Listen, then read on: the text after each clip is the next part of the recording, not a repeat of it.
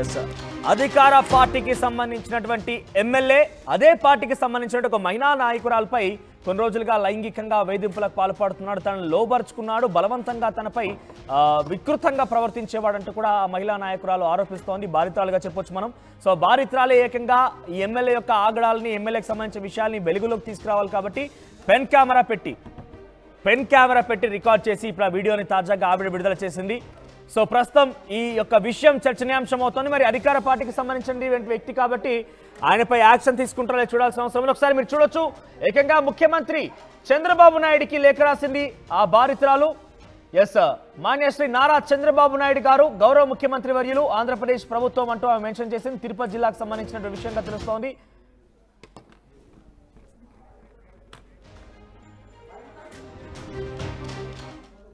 Mobile number అతని దగ్గర ఉండడం జరిగింది. ఆ మొబైల్ ద్వారా నన్ను ట్రాక్ చేసి నన్ను బ్లాక్మెయిల్ చేసి అతను లొంగ తీసుకోవడం జరిగిందండి. జరిగినప్పుడు నా మొబైల్ నెంబర్ అతని దగ్గర ఉండడం జరిగింది. ఆ మొబైల్ ద్వారా నన్ను ట్రాక్ చేసి నన్ను బ్లాక్మెయిల్ చేసి అతను లొంగ తీసుకోవడం జరిగిందండి. జరిగినప్పుడు నా మొబైల్ నెంబర్ అతని దగ్గర ఉండడం జరిగింది. ఆ మొబైల్ ద్వారా నన్ను ట్రాక్ చేసి నన్ను బ్లాక్మెయిల్ చేసి అతను లొంగ తీసుకోవడం జరిగిందండి. జరిగినప్పుడు తను రాత్రులు వేధించేవాడని, మెసేజ్ చేసేవాడని, ఫోన్ చేసేవాడంటూ కూడా ఆ మహిళా బాధితురాలు ఆవేదన వ్యక్తం చేస్తున్న. ఒకసారి తాను ఏకంగా ముఖ్యమంత్రి చంద్రబాబు కూడా లెటర్ రాసింది. ఆ లెటర్ ద్వారా చూద్దాం ఒకసారి ఏం రాసిందో, ఏం అంశాలు పొందుపరిచి ఉందనేది. ఎస్ ఇక్కడ చూడవచ్చు, తెలుగుదేశం పార్టీ అధికారంలోకి రావడానికి మహాశక్తి, యువగలం, బాబుతో నేను, బాదుడే బాదుడు, సూపర్ 6 వంటి కార్యక్రమాలు చాలా వరకు ప్రోద్బలం అందించాయి. అయితే అప్పటి వైసీపీ ఎమ్మెల్యే శ్రీ కె ఆదిమూలం గారి అవినీతిపై నిరసన కార్యక్రమాలు చేసినాను. అప్పటి వైసీపీ ఎమ్మెల్యే ఆదిమూలం గారి మన పార్టీ అభ్యర్థిగా ప్రకటించి అట్టి పార్టీ నిర్ణయాన్ని వ్యతిరేకించి బీఫామ్ వద్దని కూడా నేను గట్టిగా వ్యతిరేకించాను. అయినా మాన్యశ్రీ చంద్రబాబు నాయుడు గారు అతనికి బీఫామ్ ఇచ్చారు. తర్వాత మీ ఆదేశాల ప్రకారం నేను అన్ని మండలాల్లోని ఒక్కసారి మీరు చూడొచ్చు, ఆ లెటర్తో పాటుగా రైట్ సైడ్లో ఎన్నిసార్లు ఫోన్ చేశారు చూడండి. అక్కడ ఎన్నిసార్లు ఫోన్ చేశారు చూడండి. ఆదిమూలం ఎమ్మెల్యే కోనేటి ఆదిమూలం తనకి ఎన్నిసార్లు ఫోన్ చేశాడో చూడొచ్చు. ఇక్కడ ఇన్నిసార్లు ఫోన్ చేస్తారా? ఈ రకంగా రాత్రులు తనని వేధించేవాడని, తనపై వికృతంగా ప్రవర్తించేవాడని, పలుసార్లు మెసేజ్లు పెట్టేవాడని ఈ యొక్క మహిళా బాధితులు ఆరోపిస్తోంది. అయితే ఇక్కడ చాలా క్లియర్గా మెన్షన్ చేస్తుంది, ఆయన గతంలో వైసీపీ ఎమ్మెల్యేగా ఉన్నప్పుడు తన యొక్క విషయాల్ని గత ప్రభుత్వంలో ఉన్నటువంటి వ్యక్తిగా కాబట్టి నేను ప్రతిపక్ష నేతగా ఆ ప్రతిపక్ష పార్టీలో ఉన్న వ్యక్తిగా నేను వ్యతిరేకించేదాన్ని, ఆయన యొక్క విషయాలు వ్యతిరేకించేదాన్ని. ఆ తర్వాత కూడా మీరు ఏ రకంగా అయితే టీడీపీలోకి తీసుకొని ఆయనకు సపోర్ట్ చేసి గెలిపించాలని చెప్పారు, ఆ రకంగా చేశాను. కానీ ఆ రోజు నుంచి ఈ రోజు వరకు కూడా తను నాపై కక్ష పెంచుకున్నాడు కాబట్టి నాపై ఈ రకంగా వేధింపులకు పాల్పడుతున్నట్టుగా మహిళ ఆరోపిస్తోంది. సో ఇప్పుడే మనం చూసాం ఆ మహిళ ఆరోపణలు ఏ రకంగా ఉన్నాయో చూసాం. చాలా వరకు క్లియర్గా చెప్తోంది, తనని రోజు ఫోన్లు చేసి వేధించేవాడు. మీరు చూడొచ్చు, రోజు ఫోన్లు చేసేవాడని, తన నుంచి చాలా కాల్స్ అయితే ఉన్నాయి ఆ బాధితురాలకి. ఆదిమూలం ఎమ్మెల్యే అయితే కనపడుతోంది. మరి ఆ నెంబర్ ఎగ్జాక్ట్గా ఆయనదేనా? ఎస్ డెఫినెట్గా ఆయనదై ఉంటుంది. ఎందుకంటే బహిరంగంగానే ఒక మహిళ బయటకు వచ్చి తనపై ఈ రకంగా పాల్పడుతున్నాడు ఎమ్మెల్యే అని చెప్పిన తర్వాత ఇంతకంటే పెద్దగా ఏముంటుంది? సో ఇక్కడ అధికార పార్టీకి సంబంధించిన వ్యక్తి కాబట్టి మరి అధిష్టానం నిర్ణయం తీసుకుంటుంది. ఏకంగా ముఖ్యమంత్రి చంద్రబాబు దృష్టికి కూడా తీసుకెళ్లింది. ఈరోజు లేఖ కూడా రాసింది. మరి ఆ లేఖకి చంద్రబాబు నుంచి కావచ్చు, అధిష్టానం నుంచి కావచ్చు ఎటువంటి రిప్లై వస్తుందో చూద్దాం. ఒకసారి ఆ బాధితురాలు మళ్ళీ మాట్లాడుతున్నా, వీడేం మాట్లాడుతుందో చూద్దాం. అతను లొంగ తీసుకోవడం జరిగిందండి. జరిగినప్పుడు నా మొబైల్ నెంబర్ అతని దగ్గర ఉండడం జరిగింది. ఆ మొబైల్ ద్వారా నన్ను ట్రాక్ చేసి నన్ను బ్లాక్మెయిల్ చేసి అతను లొంగ తీసుకోవడం జరిగిందండి. జరిగినప్పుడు నా మొబైల్ నెంబర్ అతని దగ్గర ఉండడం జరిగింది. ఆ మొబైల్ ద్వారా నన్ను ట్రాక్ చేసి నన్ను బ్లాక్మెయిల్ చేసి అతను లొంగ తీసుకోవడం జరిగిందండి. జరిగినప్పుడు నా మొబైల్ నెంబర్ అతని దగ్గర ఉండడం జరిగింది. ఆ మొబైల్ ద్వారా నన్ను ట్రాక్ చేసి పెద్ద ఎత్తున ఆందోళన కలిగిస్తున్న విషయం. ఎందుకంటే ఒక మహిళా నాయకురాలు, అదే పార్టీకి సంబంధించిన నాయకురాల పైన ఈ రకంగా లైంగిక వేధింపులకు పాల్పడడం, తనని ఏకంగా ఇక్కడ చూస్తే తిరుపతిలో సాక్షాత్తు తిరుమల తిరుపతి దేవస్థానం అటువంటి తిరుపతి ప్రాంతంలోనే ఆయన ఇటువంటి అఘాయిత్యాలకు పాల్పడేవాడట.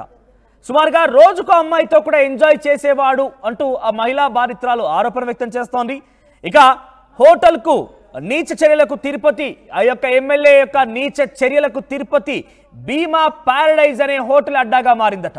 సో మీరు చూస్తున్నారు కింద ఆ విజువల్స్ డిస్టర్బింగ్ విజువల్స్ కనబడుతున్నాయి మనకి కొంత. ఎందుకంటే ఇది కేవలం మిమ్మల్ని భయాందోళన గురి చేయడమో లేకపోతే మిమ్మల్ని తప్పుదో పట్టించడం అనే అంశమే కాదు.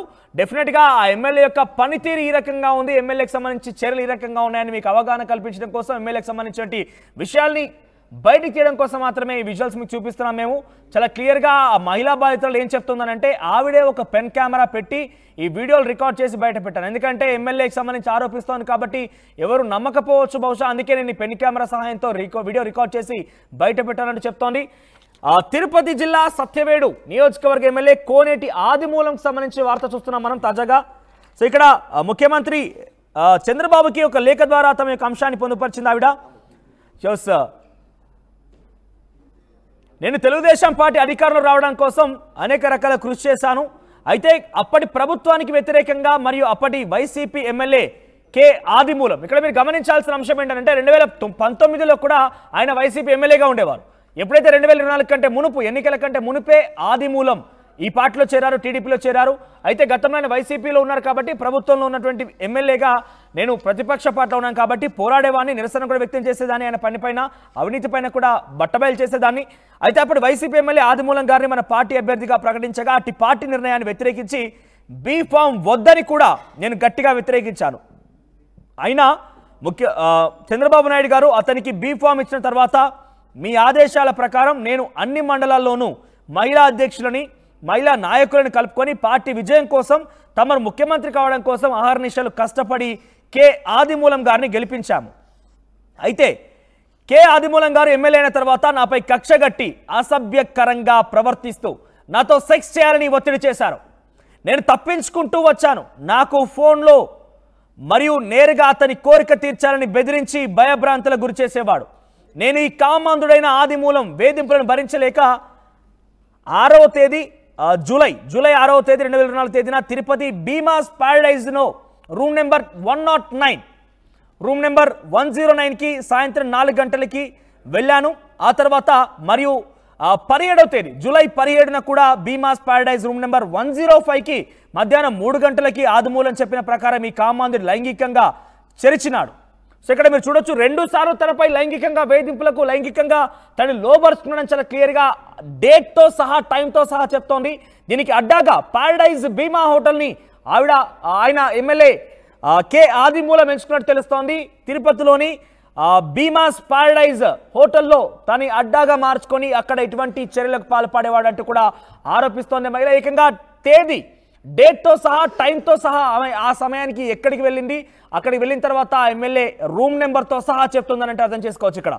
సో ఇక్కడ జూలై 6వ తేదీన 109 రూమ్లోకి 4 గంటలకు వెళ్ళాను. ఆ తర్వాత 105 రూమ్లోకి నేను 17వ తేదీన జూలై రోజు వెళ్ళాను. టైం కూడా చెప్తోంది. ఈ కామాంధుడు తనని లైంగికంగా లోబరుచుకున్నాడు అంటూ కూడా చాలా క్లియర్గా మెన్షన్ చేసింది ఈ లెటర్లో. ఇక తర్వాత ఇతను నన్ను పదే అర్ధరాత్రులు మరియు ఎప్పుడంటే అప్పుడు ఫోన్లు చేస్తూ నన్ను రమ్మని టార్చర్ చేస్తూ ఉండేవాడు. ఈ విషయాన్ని నా భర్త